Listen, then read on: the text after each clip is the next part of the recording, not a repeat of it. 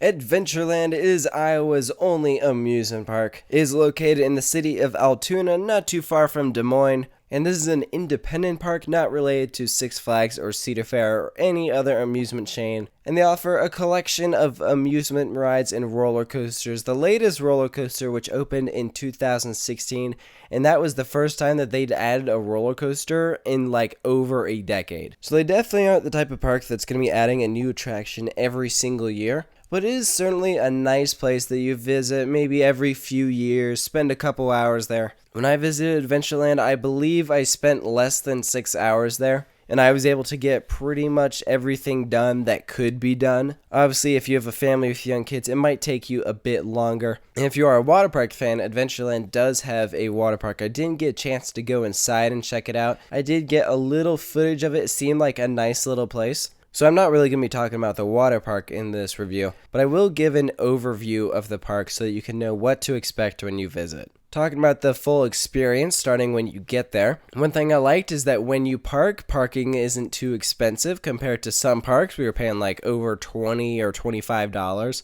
This was not too bad. I remember it being around $10. So you park, you go up to the entrance, you buy your ticket, and again, like parking, tickets aren't too expensive. I remember each ticket being around $30 or so. Don't quote me on that. If you want the specific amounts, definitely go check out the park's website. But that is what I remember. So you're going to go up to the entrance. And one thing to take note is that they'll have a list of the attractions not operating at the park right above the sign so that you know what to expect. Unfortunately for us, the best attraction in the whole park was closed when we went, so we didn't get to check out their new for 2016 roller coaster Monster. Because apparently, Iowa is prone to lots of winds, which was something that I had not known about. And because Monster has lots of moments where if there's too much wind, then the ride could roll back. So they closed the ride due to high winds, which is also why Storm Chaser wasn't open, which is their kind of Windseeker style ride. So definitely note that if you're going on a windy day, be warned, some attractions will close. It was really quite a bummer that the only coaster we were really looking forward to was closed when we went. There was a point that before we went inside, we were like, is this even worth it? Like, Monster isn't open. Should we even bother going inside? Like, is it really worth it?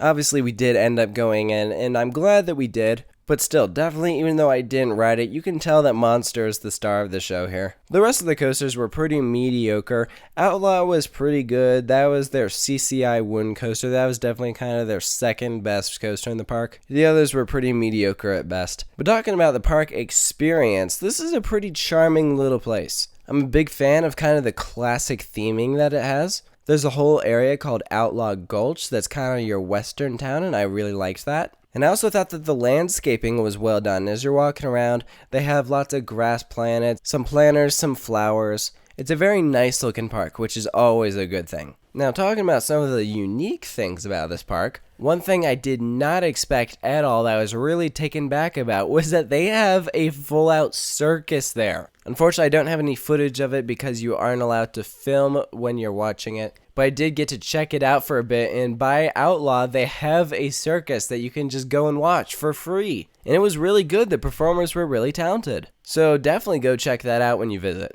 As for the food, I really only had one meal here. I believe I had a sub or something like that, and like the admission and parking, it wasn't too expensive. I remember it being around like $6, which is like the price of a sub if you go to Subway. So if you bring the family, eating here is definitely something that you should be able to afford. Now I know one concern for people is going to be lines. How are the lines? How is the capacity? And when I went, it was absolutely dead. There was like no one there. I think the longest line I waited in was for Underground, which is their dark ride roller coaster. And even that was probably no more than 10 to 15 minutes. Everything else was a walk-on. I don't recall how many trains they were running on some of these rides. I think for some of them they were running one train, others might have been running two. It has been a while since I've visited, so I'm not quite sure about that, but I do remember that the employees were nice. There were a lot of older employees who were very kind to us, and they'd make jokes and just have fun, and you could tell they were enjoying their job, which is always a good thing. So I think to just kind of wrap things up, Adventureland is a cute little amusement park. If you're passing through Iowa or trying to hit up multiple amusement parks in a trip, I would say it's worth it to stop at Adventureland.